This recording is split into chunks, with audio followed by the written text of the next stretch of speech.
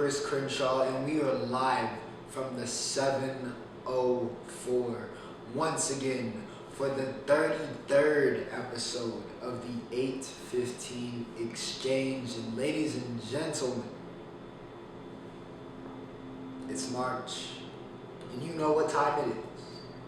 You know what time it is. My brackets are currently in tethers. Honestly, one of these years I need to just do an all upset bracket and see how well it does compared to my normal brackets, because at this point it might come out more accurate. I knew, especially these past 2 years, and last year it had probably been crazy as well, but especially this year, you just kind of had a feeling it could have been a very chaotic NCAA tournament. And ladies and gentlemen, it has been. It has been a very, very chaotic NCAA tournament, but we will get to that very shortly. But first, ladies and gentlemen, as always, remember to like, share, and subscribe if you are enjoying the content. My social media links are in the description. Of course, if you want to follow me on Twitter, Snapchat, Instagram, TikTok, whatever, all that is in the description, as well as the timestamps for this episode. If you're looking for a certain, topic, music and TV, combat sports, the NBA, whatever it is, go to the description, timestamp, take you right there. But yeah, without further ado, let's not waste time. We got a big episode here. I got to talk about a lot because it's been a very mad March. So we're, of course, going to start off with college basketball. Loyola Chicago. Let's talk about it. Loyola Chicago takes out Illinois 71-58. Loyola Chicago, first off, criminally underseeded. Criminally. They had no business being seeded that low from what they really are, statistically speaking, as a team. But big upset here. Illinois was in my Final Four in every single bracket. For a lot of people, they were in everybody's Final Four. Some people even had Illinois as the champion. But on this day, ladies and gentlemen, it's another reminder that we should never bet against the Queen of March. Ladies and gentlemen, Sister Jean strikes again. Cameron Crowley with 19 and 12 against Kofi Cockburn, who didn't have an awful game. It wasn't a typical Kofi game. Of course, Crowley got played, let's be honest, but not his worst game. Ayo Donsuma, can't sing his praises this week. Not a good week for Ayo at all. I don't know why Illinois was so insistent on continuing the Ayo and Kofi pick and roll. It wasn't working. Loyola Chicago had that, just had it covered. Had it covered. Great job by the coach. And just phenomenal job. Loyola Chicago, they're back at it again. Another run here. We'll see what they do. I mean, they look very, very good. Krulwig is baby Jokic. Very, very entertaining to watch him play. And we'll see what Loyola Chicago can do. This is a huge upset. But man, Sister Jean, I will never, ever. I mean, I really should have known better. Picking against Sister Jean in March. That's a cardinal sin. It's a sin. I can't be doing that. But nonetheless, huge win for Loyola Chicago. They advance. Baylor beats Wisconsin 76-53. So one number one seed does get the win here, but solid game. We've had a lot of great games also in this year's NCAA tournament. A lot of great games. It seems like every other game is going down to the wire. It's very exciting to watch. Even me as a Duke fan or as a UNC Charlotte fan, because I'm a student, and neither of those teams being in the tournament, this has been a very exciting, just to watch as a basketball fan, just to watch as a neutral that enjoys March Madness. It's been a very entertaining tournament. But Baylor gets the win here. Solid job by Jared Butler. David Mitchell played great defense. Wisconsin just didn't have it. Baylor's just better. Syracuse gets the win over West Virginia. Another one that hurts. I think I bought a little bit too much into the Big 12 and Big 10 juice that I've been sipping, and the media has led us to slip and sip all year long because they didn't really show up. They didn't show up too much, and Syracuse just better. Buddy Boeheim can play. He's not just on the team because his dad's the head coach, because his dad's Jim Boeheim. No. Buddy buckets. Buddy is a bucket. He had 25 with 6 threes. Dude was a flamethrower out there. He torches West Virginia. Cuse, again, another one. I don't know what I was thinking. It's just Syracuse as a double-digit seed. You know, you can run from it. You can dread it. But, hey, double-digit Syracuse making a Sweet 16 run arrives all the same. Syracuse advances to the Sweet 16. Great job. Arkansas and Texas Tech, another great game. Arkansas narrowly gets it done, 68-66. Justin Smith with 20, but Devo Davis, I have to give him credit. Also, I have made an overdue subtraction from the most dangerous people on the planet list. I did put Mac McClung on there earlier during that hot streak earlier in the season, that magical run he had around January, February. He's been replaced, of course, with Damian Lillard, who is much more deserving even before that of being on there. So there you go. There's news with that. But Devo Davis's defense on that last possession on Mac McClung was...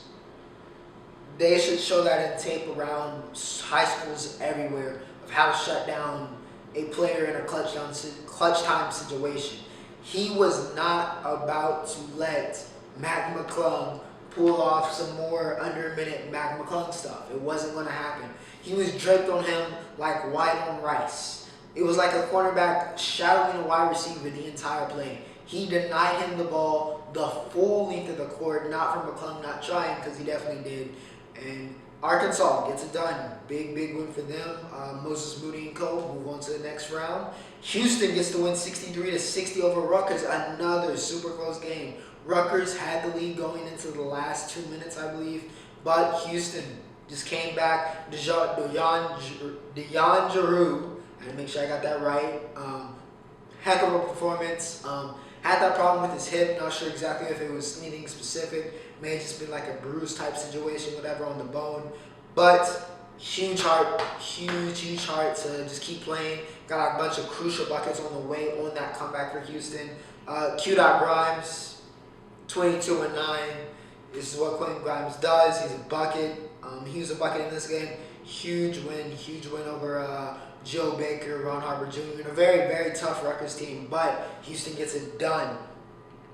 Back to the upsets. Ladies and gentlemen, for the second time ever, a 15 seed is headed to the Sweet 16. The first one, of course, being Dunk City, Florida Gulf Coast, not too long ago. But this time, it is Oral Roberts. This has been a very divine tournament so far. Good for the Lord's teams. Oral Roberts gets it done against Florida, 81-78. Max Abrams has been on fire to start the tournament. Really, he's been on fire the whole year. He's averaged 24, 25, I think, for the season. Abrams really put himself on the map here. He had 26. Obenar, I would be amiss if I didn't talk about him. He had 28 and 11. Dudes look like the truth. Can Abrams and Obenar, how far can they take Oral Roberts? They get a huge win against Florida. A huge upset as well. Florida, man, it's just Mike White. I don't know if he's the guy to take him to this next level. I'm very disappointed in Scotty Lewis and some of the guys that on that team's development. Trey Mann's not to that extent so much, but they've been able to recruit and bring in these guys, but they haven't really turned it into much success, you know. So that's a problem that has to be sorted out in Florida, because Florida's program should not be as, you know, down on its luck or as bad as it is right now. Not that it's necessarily bad. It's just, it's not where it could be. And that's a problem. Oral Roberts, huge win though. Abrams, Obenar, must-watch TV. Villanova takes out North Texas 84-61. JRE, Jeremiah Robinson Earl, former 5-star. He had 18, 6, and 6. Brian Antone, speaking of Sky Lewis, his former teammate back in their high school days. He had some big plays I saw. It's nice to see him healthy. He's dealt with a lot of injuries. Has kind of dwelled on some of the hype for him, but very good to see him back. JRE, though, she's doing a great job stepping up with Colin Gillespie's injury. Huge win, preventing no upsets here for Nova. Very impressed to see them move on here to the Sweet 16. We'll see what they can do further and see if guys can continue to step up and try to fill that role, and if JRE can continue to be a star. OSU versus OSU, and we're not talking about Ohio State. They are in my, we'll talk about Ohio State. But we're talking about the two orange and black OSUs. Ladies and gentlemen, this was the matchup a lot of people have been looking forward to. We had Oregon State and we had Oklahoma State. Ladies and gentlemen, possible #1 overall pick, Cade Cunningham, played his last game for Oklahoma State. He got his, but honestly, if I'm being completely honest, wasn't Cade's best game. He was pretty good. Had the 5 steals, still had 25. Had a couple rebounds, couple assists, but was not Cade's finest game. He shot, I think, 6 for 20. One pretty. Oregon State, credit to them. The Pac-12, man. Look, the Pac-12, I think, was criminally underrated. Even though I was a little bit higher in some of my picks and how far I thought they were going, I think they were a little bit criminally underrated here. And the Big 12 and Big 10 really got a lot of shine, and those guys just haven't showed up. And of course, we'll see today. Of course, we got the rest of the round 2 games to finish the Sweet 16 lineups today, and I'm sure it's going to be very, very chaotic per usual. But got to give credit to those Pac-12 teams. Ethan Thompson, 26, he's a bucket. Very much so a bucket. I think he had 15 free throws on that as well. But actually, most points by an Oregon State player in the tournament since the glove, so huge stuff for Ethan Thompson. But let's talk about some of these top-seeded teams that fell. You know, in memoriam for Shaka Smart's Texas, fell victim. Virginia, fell victim. Tennessee, fell victim. Ohio State, fell victim. Besides the one I listed in my recap of the round 2 games from yesterday, we've had so many upsets. I think somebody, off of a statistical basis of what you would call an upset, this has already been the tournament with the most upsets so far. And I think it's a really good reflection of how the season's been and how the situation's been. It's been a very chaotic. There's a lot of parity, I think, between the teams. It's like Gonzaga, of course, is considered the dominant team, but it wasn't particularly shocking, even though it was shocking, of course, here, especially with the way Illinois closed. But we've seen Illinois lose this season. We've seen a Baylor lose. Not that I'm saying Baylor's going to lose, and I hope they don't, because they're in my national championship. On my brackets, I still have a live against Gonzaga. But seeing some of these top teams fall, while it's always going to be surprising because it's an upset, it's not exactly too surprising, especially in this situation, especially in these scenarios. I think it's nice. It's adding something here, and very cool to see. It's been a very exciting tournament. I'm sure the rest of the way is going to continue to be wild and very exciting. And just a bunch of great basketball. If you haven't or whatever, you're not connected with the college basketball world, you're more of a guy that's been with the NBA, this is your time. This is your time to shine. Every year, it's March, ladies and gentlemen. It's one of the best times of the year in sports, and that's college basketball. Now, let's go to the Champions League in the soccer world here. And all my news from that. We have the second leg of the final leg of the the round of 16 for the Champions League. We had those second half. It was not as good as the first half, I'm not going to lie to you. The teams that were expected to win won, and then won not really in too thrilling of a fashion. It was pretty much like every single game was controlled. I was tired some of those days. I did doze off. I'm not going to sit here and lie to you.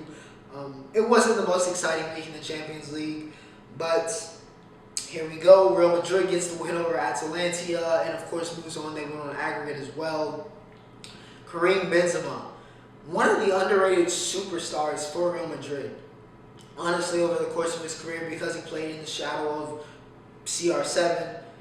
But Benzema, honestly, he's a Real Madrid legend. Maybe he's not spoke about in this era as much as a Ronaldo or Sergio Ramos, who also scored in this game. Also, Marco Asensio has been playing solidly. He scored in this game. But Benzema, I think he deserves a lot more credit for his legend status with that club. He's one of their all-time leading scorers. He's one of the all-time leading scorers in the Champions League as well. Benzema's accomplishments, I don't think, can be understated here for Real Madrid, and he's a big reason why they've kind of stayed afloat here in this little transition period in the youth movement. Man City takes out Mönchengladbach 2-0 again, as expected. Ike Gundogan, I have to say, has been playing like one of the best midfielders in the world. He's scoring like crazy, so good stuff from him. Man City, though, I mean, was it ever in doubt? They've been very, very, very good since the turn of the year, and been one of the classes of the Premier League, looking like they might be one of the classes of Europe this year as well. Easy win against Mönchengladbach. Easy work for them. They do what they do. Bayern gets the win over Lazio 2-1. Lua. I mean, I talk about Lua, it feels like every week. He scores, and he scores, and he scores. He also scored in this game. And then on the weekend against Stuttgart, he had a hat trick in an about 30-minute period. Ballon d'Or, this man. Ballon d'Or. He should have won last year. So really, based off of these past 2 years, and I'm just going to assume that Lua continues to score at this rate, he should have 2 Ballon d'Ors.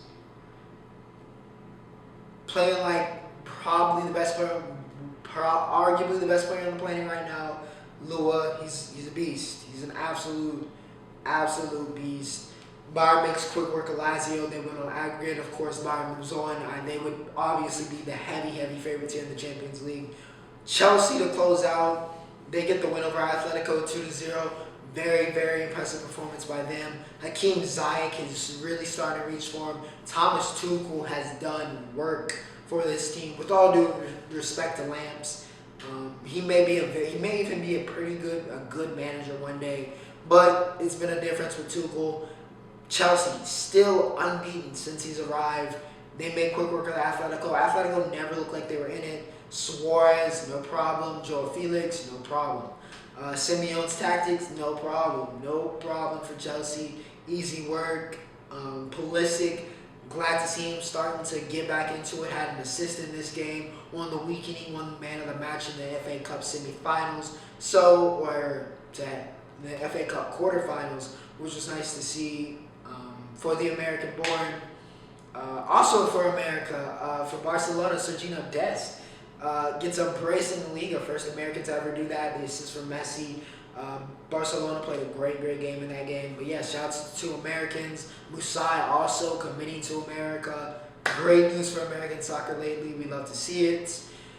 But the drawing for the Champions League quarterfinals is out, of course. We'll see that in, I believe, 2 to 3 weeks. I think maybe 3 weeks. Or it's the 22nd, so 3 weeks. I think it's 3 weeks from now. Real Madrid taking on Liverpool. We got Man City versus Dortmund, Bayern versus PSG, and Porto versus Chelsea. Of course, that Bayern versus PSG is a rematch of the Champions League final last year. Neymar should be back from his hiatus or injury. But, I mean, that's still, I think, a very, very, very tough draw for PSG. Mbappe has been on fire lately, but I don't know if that's going to be enough against Bayern. Even though their defense has been suspect, I do not know if they're going to get it done. I think it's a really tough draw. Liverpool, Real Madrid, very interesting. Man City, Dortmund, a lot of rumblings about Holland going to Man City eventually, so that's another very interesting. Porto and Chelsea. Porto, I mean, look very, very good against Juventus. We're able to knock them out. We'll see what they can do against Chelsea. It should be a very interesting round. And yeah, that's soccer. Now to go over to the entertainment biz, ladies and gentlemen. It's TV, movie, and music this week. We're going to start off with Falcon and the Winter Soldier. We'll start kind of quality level. My quality level I think I'll have for here. Or at least my anticipation, perhaps.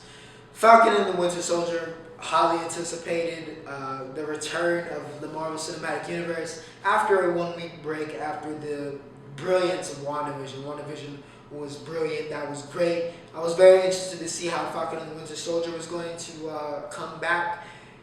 And I think it was a pretty good episode 1.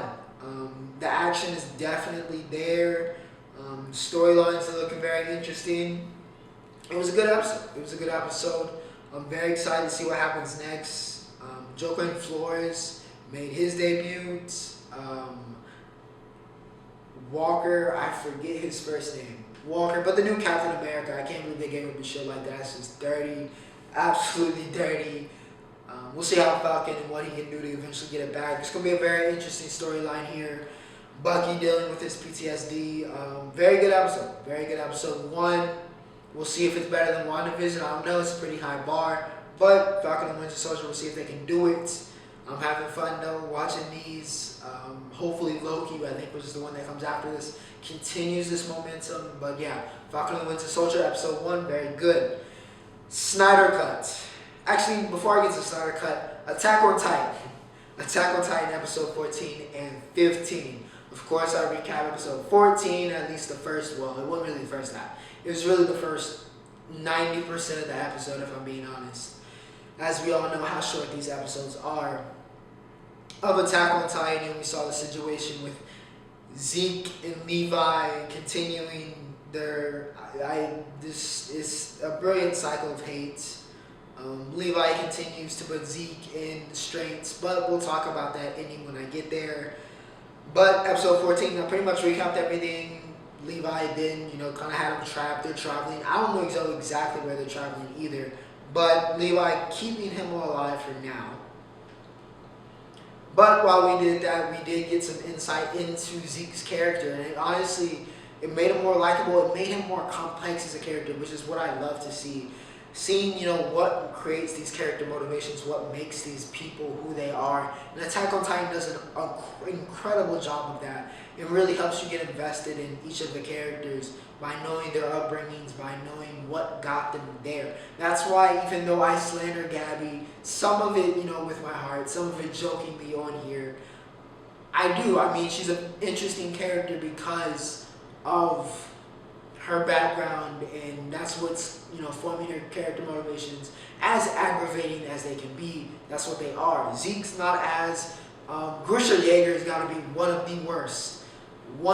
He's up there with Rice in terms of the worst fathers. I mean, he's one of the worst fathers in anime history.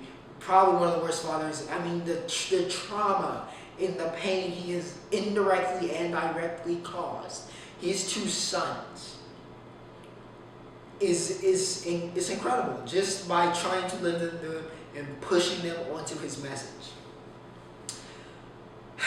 But yeah, we see Zeke's situation, how he became the Beast Titan, his relationship with the former Beast Titan, the Doctor, and that type of scenario. Very interesting how he got into baseball, his natural talent, why he's always throwing, and all that stuff. It's a very, very good episode if you haven't watched it already, episode 15. Of course, we had that cliffhanger at the end. Again, highly doubt they're going to kill Levi Ackerman, at least right now. I know there's 1 chapter left in the manga, and if I'm being honest, after next week's episode, which is the season finale and series finale, I'm gonna have to read the manga because I'm not gonna be able to make it. I'm not gonna be able to make it till whenever the next season is. I'm just gonna have to become a manga reader. I cannot deal with the anticipation. But yeah, I highly doubt they're gonna kill Levi.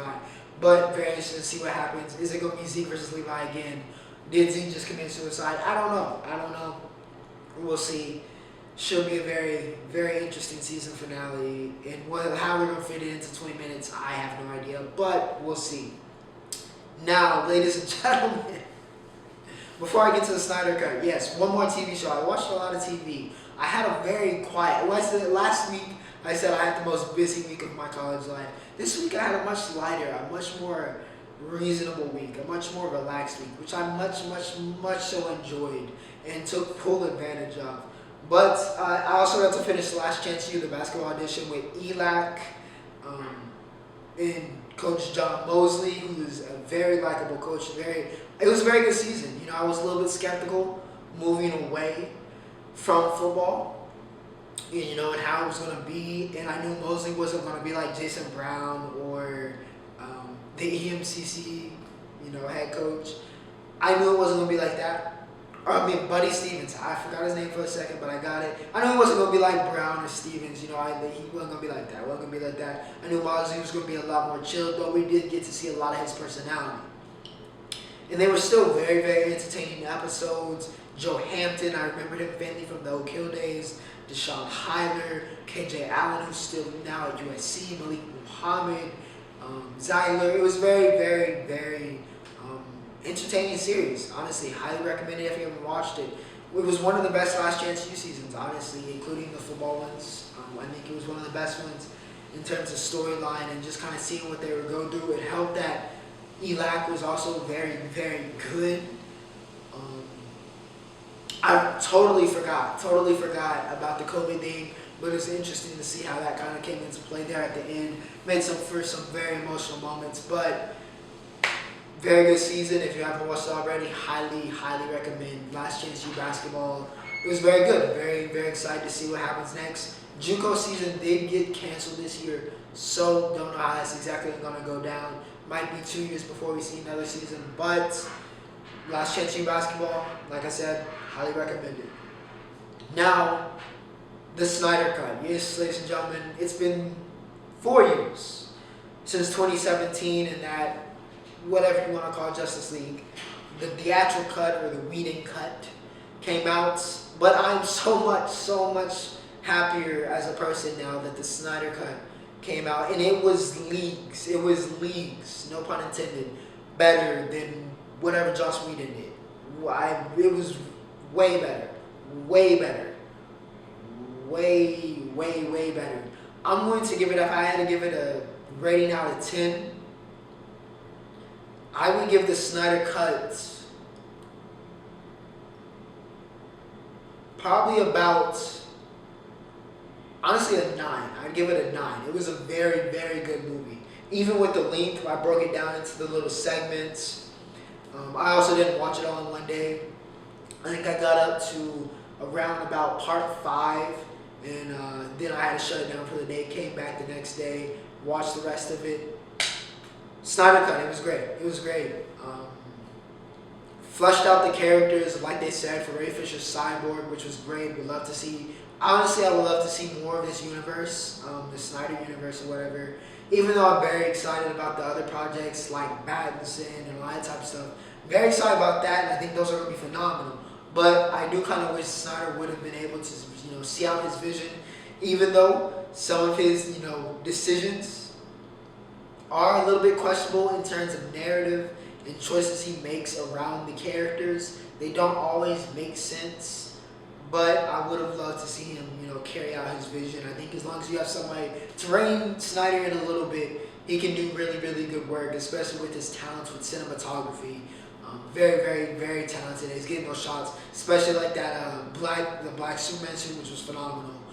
When Superman returned, the new First Flight, he came back, and that shot of him, the moon, and the earth, that was nuts. But yeah, fleshed out the storyline, fleshed out the characters much more. The epilogue, we got to see a little bit more of the nightmare. Leto's Joker is much better here than it was in Suicide Squad. Mara's accent was very weird. Of course, I'm not going to speak on the whole Amber Heard, situation and whether she should be coming back or whatever. I'm not going to speak on that. Just going to speak on the performance here. Especially since in Aquaman, I don't think she had the accent, but she had almost like a British accent in this. Anyways, fleshed out the characters of Barry. Ezra Miller, I was a little bit, especially after seeing, the CW's Barry Allen, getting used to Grant Gustin as the Flash. I wasn't so sure how Ezra would do, but Ezra really sold me in this movie. Did a great job there. We had some Wonder Bat moments, and seeing Ben Affleck again, one of the best Batmans I think we've ever had. Gal is naturally Wonder Woman, and Henry Cavill is Superman. He's Superman. There's no need to replace Henry Cavill as Superman, bro. He's Superman. Also, I need that new season of The Witcher. When is that coming out? I know you've been filming that. When is that coming out? But Martian Manhunter showed up. I think that's kind of crazy how you didn't even try to help, even a little bit. But he came there at the end. Want to see, we saw some Lantern action. Of course, that ending with Darkseid. Steppenwolf was also much better as a villain here. Just that it was so much better of a movie. Do not fear the length. Break it up if you have to. Please watch the Snyder Cut. Completely redeems whatever you want to call the first edition of Justice League was. As far as I'm concerned, this is the only Justice League movie that is ever coming out. So I commend you, Zack Snyder. You did it. Hopefully, you give him more opportunities if you desire to continue this and do another one, and do some more in the storyline in this world. But yeah, very, very good stuff. Now for music, wasn't a awfully strong week in music compared to the past couple weeks. Rich Brian did drop Sydney. I very much so enjoyed that. That was fire. Good to see him back. Good to see him back rapping, back in that bag. But yeah, Sydney, very, very good. Haven't listened to it. Highly recommend it. In some of the other avenues, let's see. Justin Bieber dropped. Bieber drops Justice. There was a little bit of R&B Bieber action there. Peaches Will Give You on the Daniel Caesar. I know a lot of people like that. I liked it as well. Haven't listened to that full album, of course, but solid stuff from what I heard. I'm sure if you're a Bieber fan, you're loving that right now. Heard it was very good. Also, who else dropped? DPRN dropped. That album, from what I've heard, very good stuff. All my friends love it. So if you haven't listened to those already, based on my friends' recommendation and what I've heard, highly recommended, very good stuff. So wasn't a super strong week in music, but it was a very solid week. But yeah, what a week in TV, what a week in movies. Snyder Cut redeemed itself. Falcon and the Winter Soldier is back, or has arrived in this sense. And we've only got one last episode of Attack on Titan, but solid weekend in the entertainment industry. Now, to go over to the combat sports world, ladies and gentlemen. We had Derek Brunson and Kevin Holland, which I talked about in the fight night for this week. That was the headliner. How do I put into words how I feel about this fight and how I feel about Kevin Holland? The whole talking shtick is cool. It's cool. It's cool. It's very interesting to see. And when you're winning, it's great. But I'm finding it very hard to feel any type of remorse or to, even be invested in Kevin Holland's career after how he performed on Saturday night and in his comments of, following it up. You can't do the whole, I'm just here to have fun thing. I never said I was going to be champ. Oh, I'm just, having fun with it type thing. This is fun for me, blah, blah, blah, blah, blah, blah, blah. You can't do that whole, you don't get to do that after all of the trash you've been talking for the past year. You were over here talking about you were going to take out the style bender, how you were going to take out Izzy because of whatever altercation y'all had, whenever that happened. You did all of this talking, but then you got gatekept. You were talking about Izzy's ground game against Jan Blachowicz, who's one of the best pound-for-pound fighters on the planet right now. Derek Brunson, the middleweight gatekeeper, though with all due respect, I think this is 4 straight wins for Brunson, so he's doing a very good job gatekeeping. You were talking about Izzy's ground game. Where is yours? Izzy knocked Brunson out, but Derek Brunson completely dominates Kevin Holland, and Kevin Holland just had no answer. He got punked in this. He got punked. He had no ground game, couldn't get up, did take him down once. He had his opportunities. If Kevin Holland would take himself seriously, he could be an elite middleweight potentially. He also has to work on his ground game, and that's an issue. He could potentially be a very good middleweight if he took this serious. But he's just the laziness, the inability to just take it serious. Put some effort into this. You're a waste of talent right now. You're a waste of talent. The whole shtick is entertaining right now, but at some point it goes from entertaining to just it's obnoxious and you're just annoying. And not in a good way. Not in a nuisance you're getting in people's heads way. And you're just a nuisance, you're just annoying. You're talking, but you're just getting dominated. And eventually that's going to get you cut. because it's not gonna have that same charm it has right now, or it's really worn off of me. After this, whatever you want to call whatever Kevin Holland's performance was, it's cool, but oh my goodness. Shout out to Brunson though, did exactly what he needed to do. Didn't fall for any of Holland's, little mind games or whatever you want to call it. Just completely, he dominated from the start. Holland gave up at the end. I mean, he literally quit with 15 seconds left. He just said, "Screw it, you got it."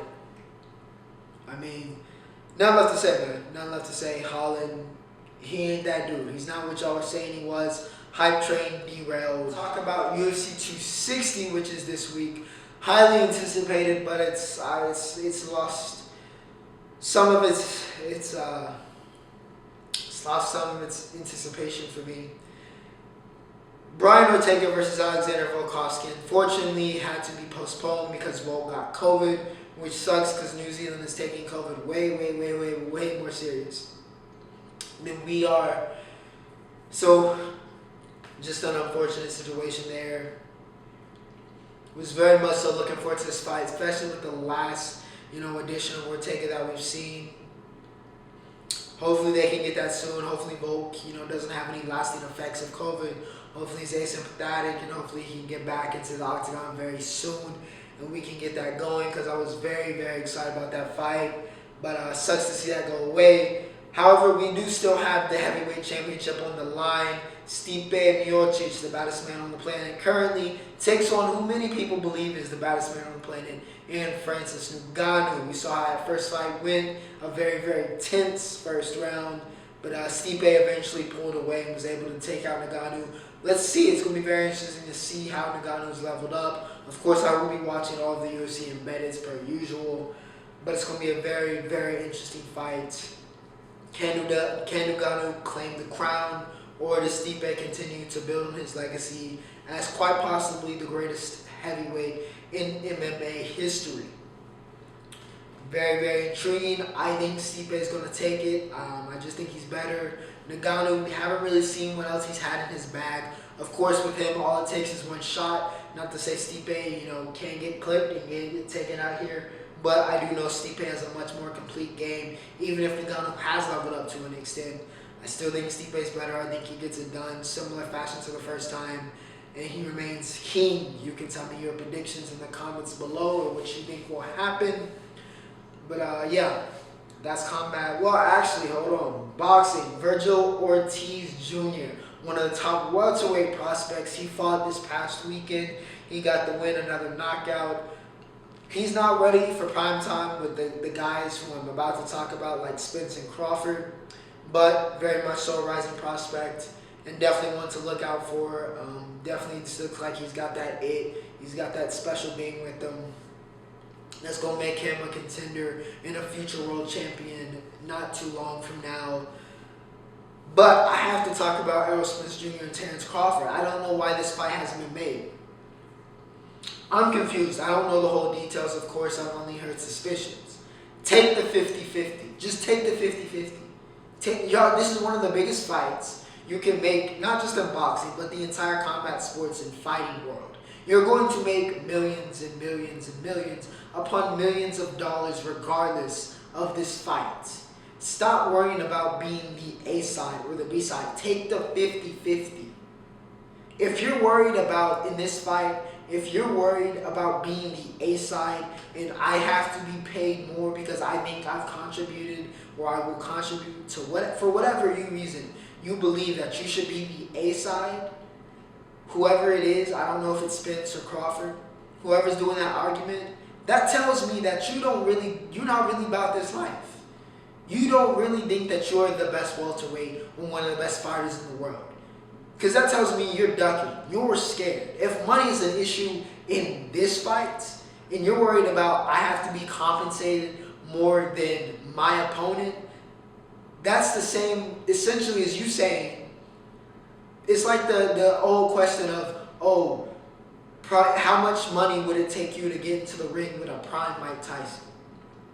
You have to be compensated extra because you're scared you might lose to your opponent. If I'm going to lose, at least I'm getting paid more than him.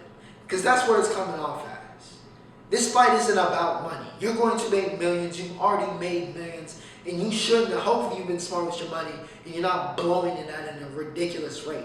You're going to make stupid money off of this fight. Stop worrying about who's the A side or the B side. That is stupid. This fight isn't about money. This is about legacy.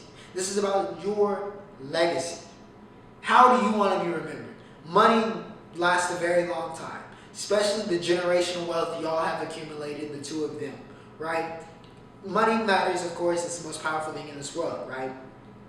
Money lasts a long time, but it does not last as long as your name.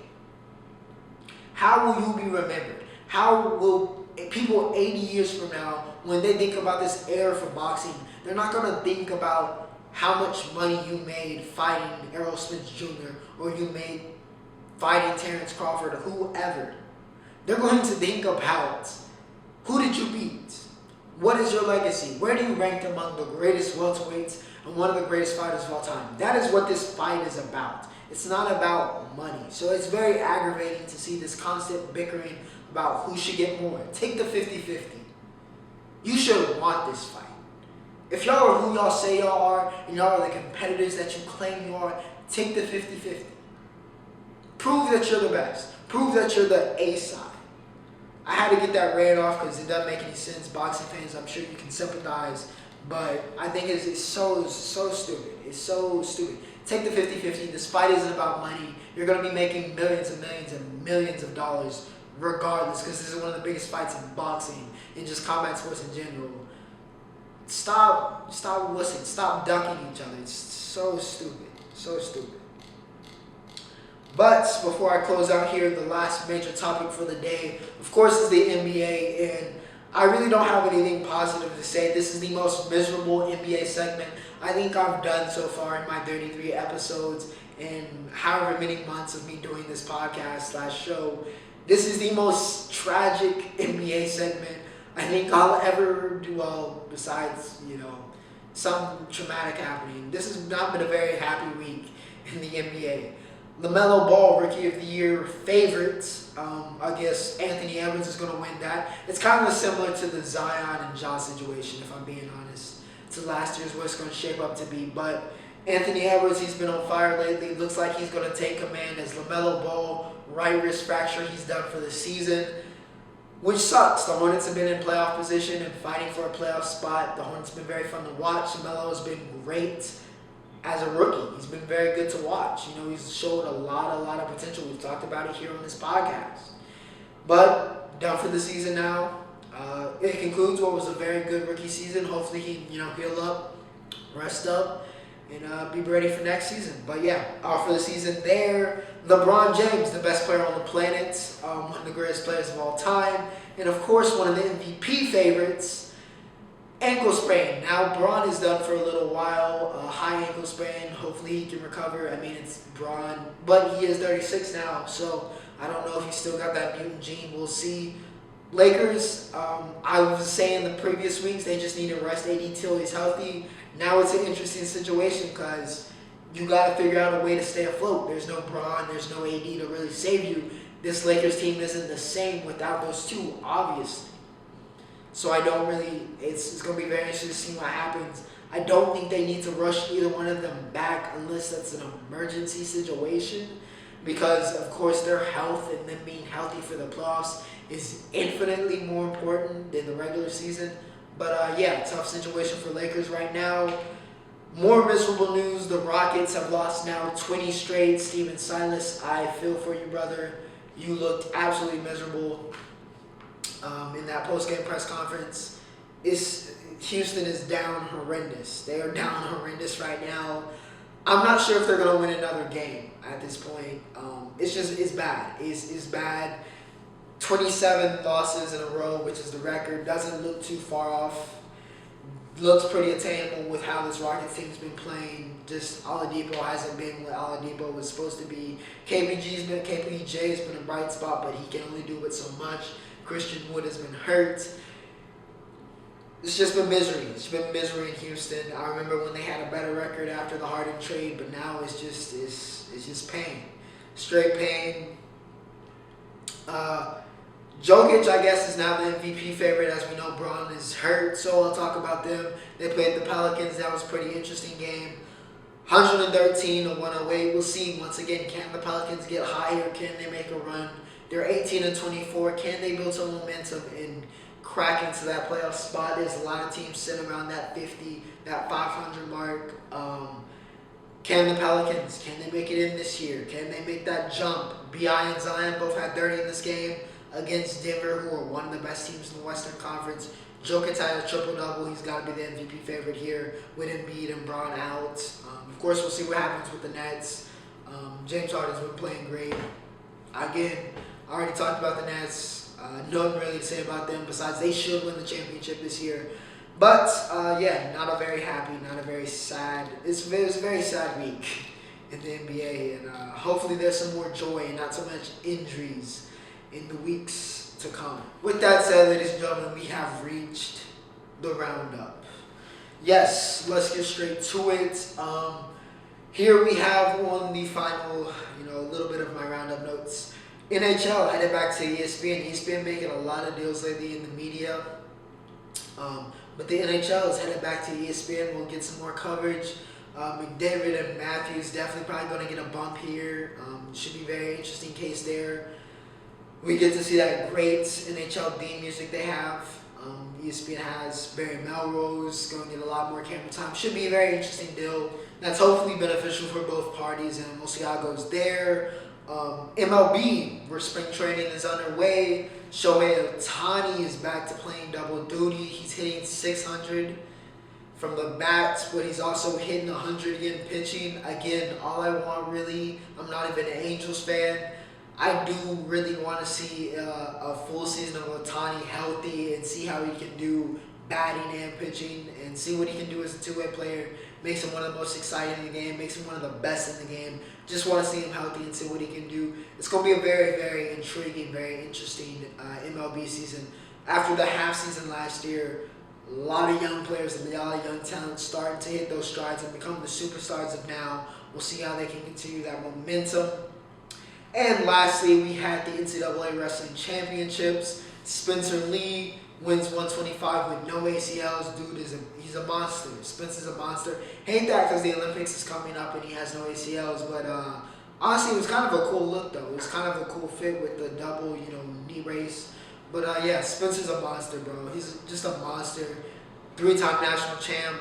2 of them he's won with no ACLs. Dude is a beast. Congratulations to Iowa as well for winning the team title. Gable Stevenson, no competition there in heavyweight. Him and Spencer honestly should share the Hodge. Penn State goes 4 for 4. Aaron Brooks, Carter Starachi, RBY, Nick Lee all get it done for Penn State, and they still don't win the team title, but it shows you the talent Kale has, the GOAT, Kale Sanderson. Shout out to David Carr, another black brother getting it done in wrestling. AJ Ferrari is the future face of the sport. Definitely grown on me personality-wise. He wins in 197. I know he was talking about heavyweight. He ain't ready for the Gable smoke just yet. Let Gable finish out his career, and then you can head up. You're not on that level yet. Very, very good for a freshman, don't get me wrong, but you're not on that level yet. Young Ferrari, who also has a phenomenal game. AJ Ferrari. I mean, you just got to be successful if you have a name like AJ Ferrari. Austin O'Connor gets Carolina, that win. And, of course, bring Stanford Wrestling back. Shout out to Shane Griffin. He won Most Outstanding Wrestler, All Black Singlet. Stanford, what are you doing? Stanford, you make almost, I think, billions of dollars in endowment, and you're telling me you can't afford wrestling, which is one of the cheaper sports, and you've had a very, very successful program. Get out of here. Shout out to Griffin. Bring Stanford Wrestling back. That's completely ridiculous. But yeah, it was very, very, very, very good, wrestling championships. And yeah, if you haven't watched some of those matches, definitely go check them out. Has some cool storylines. Has some nice upsets there as well. It's March, of course. But yeah, that is it for episode 33. Again, it's been a very, very mad March. Not just in basketball, but just kind of overall. It's been a very interesting month. It's been a good month. I would say it's been a pretty good month. Those stimmy checks dropping. I got some Bitcoin from Cash App. Shout out to Cash App. They're not sponsoring this though. But Cash App, if you want to drop a sponsorship, please feel free to. But yeah, that's it for episode 33. Hope it was a good one. I think it was a good one. Let's see if March can continue to be mad. Hope you guys have a great week. Remember to follow my social media links at the end of this video or in the description. Ocho, signing off.